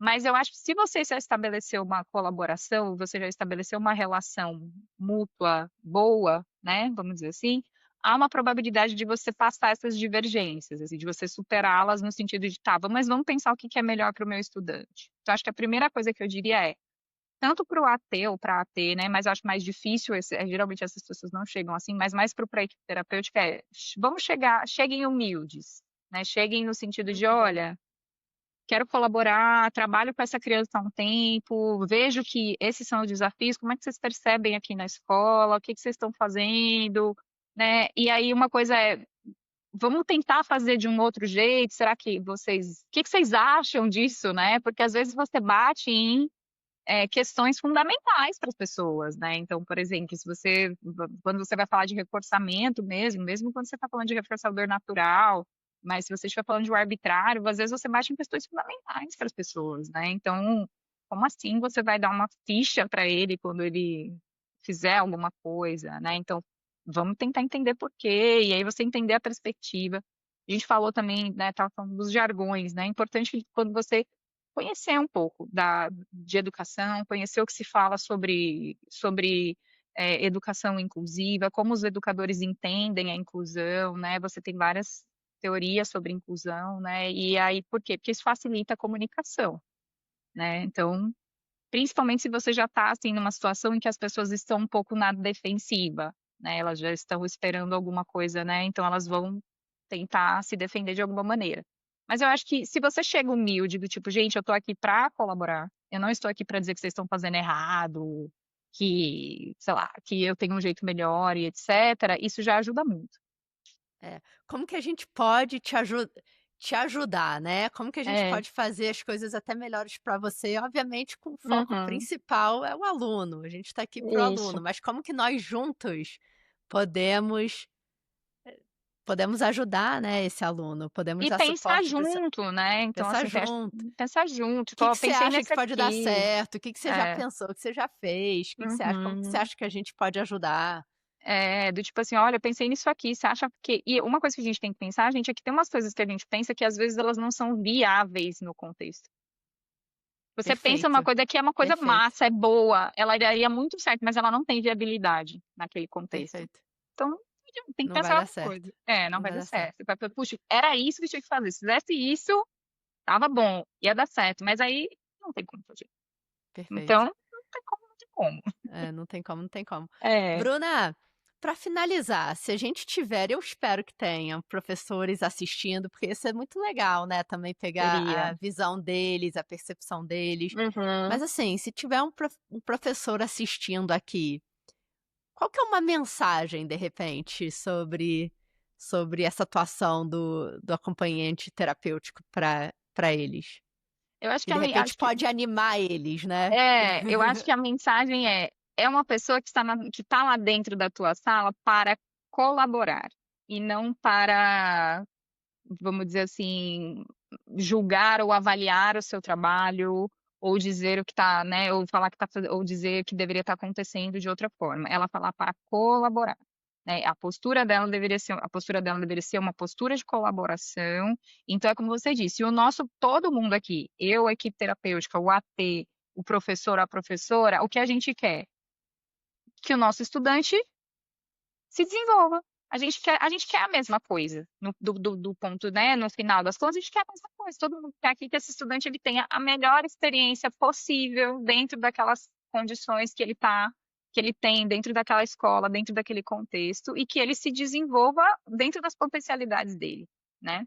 Então todo mundo quer a mesma coisa. Então eu acho que para os professores e professoras, né, o AT, né, ou esse profissional que está lá dentro, ele está lá para ajudar, ele está lá para colaborar, ele não está lá para fazer outra coisa, né, ele não está lá para atrapalhar, ele não está lá para ser uma barreira entre o estudante e o professor, ele está lá para colaborar. Então, sempre que a gente pode, né, eu sempre descrevo para os ATs assim: "Ó, sempre direcione o estudante para a professora", sempre. Em toda por quê? Porque é a professora que vai responder, é ela que vai responder ao estudante, né. Então, assim, desde coisas muito simples, do tipo, terminou a atividade, não é para você que ele entrega, é para a professora, entendeu. E essas coisas são pequenas, mas me fazem diferença, entendeu. 100%.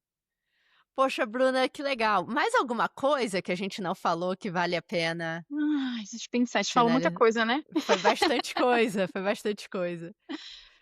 Ai, eu acho que uma coisa que vale a pena a gente falar e que a gente não falou é um pouco e aí, né, acho que talvez nem seja uma coisa que a gente não descreve no texto, porque não era objetivo, a gente vai ter que pensar com cuidado, eh, quem é esse profissional, né. Como eu disse para você, tem uma legislação que está dizendo assim: "Ó, é um profissional de ensino médio que vai ter um curso", né, e aí ele está falando do pessoal de apoio escolar, mas pensa que do acompanhante terapêutico, né, é que essa pessoa que está vinculada a uma equipe.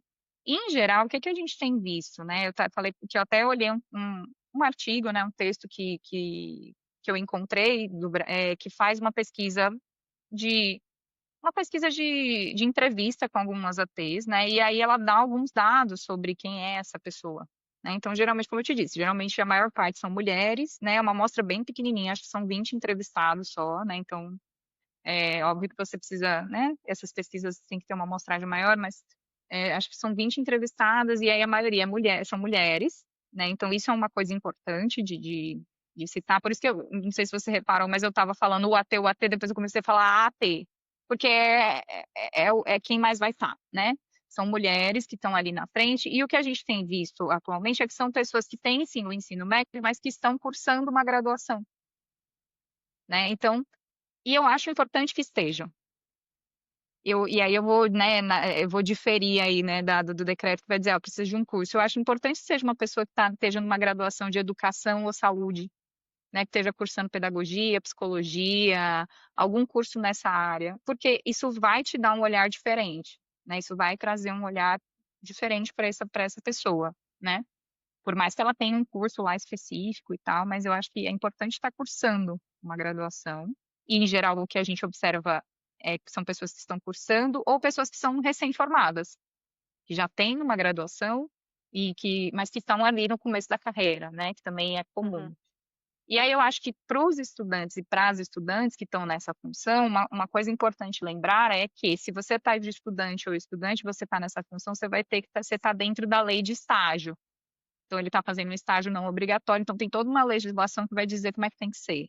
Isso é importante também, né, até para ele poder estar respaldado dentro de uma legislação em sendo um estudante ali que vai estar fazendo um estágio não obrigatório. Mas eu uhum. acho que isso é uma coisa importante, né, a gente vai pensar quem é essa pessoa, mas assim, se vai ter essa formação aí, mesmo que seja pequena, o que que vai ter nessa formação? O que é que a Sim, gente vai abarcar, né? Que sim. 80 horas é uma formação bem pequenininha, né, em termos de tempo, né, é bem curtinho. O que é que vai ter, né, nessas 80 horas? Eu acho que é uma coisa que tem que se refletir, né. Perfeito, perfeito. Poxa, Bruna, queria te agradecer mais uma vez por estar aqui com a gente. Caramba, muitas trocas. Esse tópico, de novo, que tem sido mais e mais falado e espero que continue sendo falado, porque acho que é assim que a gente vai continuar, né, Uhum. desenvolvendo, enfim, entendendo melhor, ter conversas e poder fazer esse suporte que muitas crianças precisam e que vai causar um impacto super grande, né, na vida dessas crianças, inclusive. Sim, sim, Mas sim. queria te agradecer fala, Eu que desculpa. né, eu que agradeço. Eu agradeço muito o convite, fiquei super feliz, acho que foi uma discussão bacana. Eu, assim como você, espero que tenham professores e professoras nos ouvindo, porque eu acho que vai ser muito legal ter um feedback também deles, né. A gente tem uma coisa na análise de comportamento que a gente só fala pra gente, né. Aí, a gente precisa também, né, tentar falar mais para as outras pessoas. Então se tiver, eu vou ficar muito feliz de poder dialogar e discutir, enfim. Foi muito bom mesmo. Obrigada, Laila. Ah, eu que agradeço. Bruna, pessoal querendo te achar, Gente, qual que é ó, a melhor forma? eu sou uma pessoa meio eu sou bem low profile, assim, eu tenho um Instagram, mas meu Instagram é pessoal, mas tá lá, IBTC, e o do IBTC? tem o do IBTC, mas, tipo, vocês vão ver lá do IBTC que tem as coisas da clínica, o pessoal também publica coisas bem específicas, mas o meu é bruna.colombo dos Santos, e aí tipo, pode me adicionar que eu adiciono, mas vocês vão ver coisas pessoais, assim, eu não sou uma pessoa que só publica muito coisas, né, de trabalho, assim, eu não tenho essa prática, mas pode me adicionar. Se quiser mandar e-mail também, às vezes, vai ter, né, um jeito de me acessar que também é fácil. Tem o e-mail que é o e-mail da UFES mesmo, que é institucional, que é bcsantos@ufes.br. Pode me mandar que eu converso, a gente troca contato, troca mensagem, vai ser um prazer, vai ser um prazer. Mas eu não sou uma pessoa super on em rede social, eu sou bem pouco. Sem problema algum. Bruna, poxa, obrigada mais uma vez. A gente também vai botar o link do artigo aqui na descrição do episódio. Então, pessoal, lê o artigo também, tem muito mais informação, até além. Na verdade, essa conversa foi além do artigo, mas Foi, o tem artigo muita coisa também que não tem tá lá. além que É, a gente é, acabou não é, entrando. Então, acho que a verdade. combinação vai ser bem legal, né? Dos dois. Mas muito obrigada mais uma vez. Eu que agradeço. Pessoal, brigadão. Pessoal, se vocês tiverem feedback, sugestões, manda pra gente no YouTube ou no Instagram da Daxa Brasil e a gente se vê na próxima. Tchau, tchau. Tchau, gente. E aí, galera, obrigada mais uma vez por assistir o podcast, ouvir o podcast. Lembrando que esse episódio vale crédito de educação continuada para o BACB, para o Quaba, para o certificado de conclusão. Basta você ter assistido esse episódio todo, e aí você vai em courses.daxa.com, faz a compra do quiz, passa no quiz e recebe o certificado já disponível para você. Ou se você for assinante da Dax Limitada, já está incluso com a sua assinatura. A gente se vê no próximo.